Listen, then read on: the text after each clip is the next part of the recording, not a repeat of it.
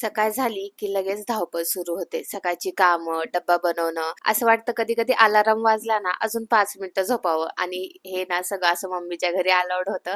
पण आता कसं आहे, इथे आम्ही दोघंच राहत असल्यामुळे ना, सकाळी अलार्म वाजला ना, मला उठावंच लागतं आणि त्याच्यासाठी डब्बा बनवावाच लागतो. कारण मी त्याला डब्बा नाही दिला तर दुसरं कोणी बनवून देणारही नाही. कारण आम्ही दोघंच घरामध्ये राहतो. मग मी आज तशीच उठले. आज माझा उठायचा अजिबात मूड नव्हता. कारण असं अजून 5 मिनिटं झोपावं असं वाटत होतं. पण ठीक आहे, उठले. नवऱ्यासाठी उठले माझ्या.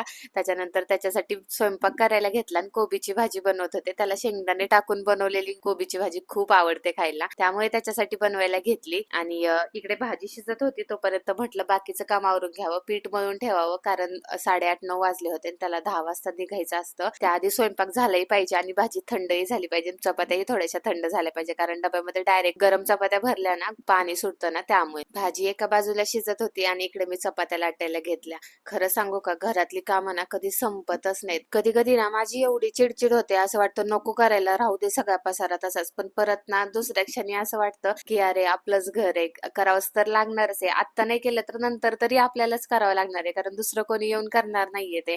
आणि त्यावेळेस खरंच खूप कंटाळा येईल. असं ना माझ्या बरोबर ना बऱ्याचदा झाले. रोज मला असं वाटतं की ठीक आहे जाऊ दे, रोज रोज तेच तेच तेच काय काम करायचं ना, जाऊ दे, सोडून देऊ, राहू दे. पण परत असं वाटतं की नाही, घर चांगलं नाही दिसत आहे, स्वच्छ नाही दिसत आहे, घरी अचानक कोणी आलं तर कसं वाटेल, जाऊ द्या, चालायचंच हे आता. प्रकाश जॉब वरून आला होता, आमच्या दोघांसाठी चहा केला, दिवाबत्ती केली आणि दुपारी मी डेकोरेशन केलं होतं. तेच मी बेलाला दाखवायला उचलून घेऊन आले होते. तुम्ही पण बघा कसं वाटतंय आणि कमेंट करून सांगा मला.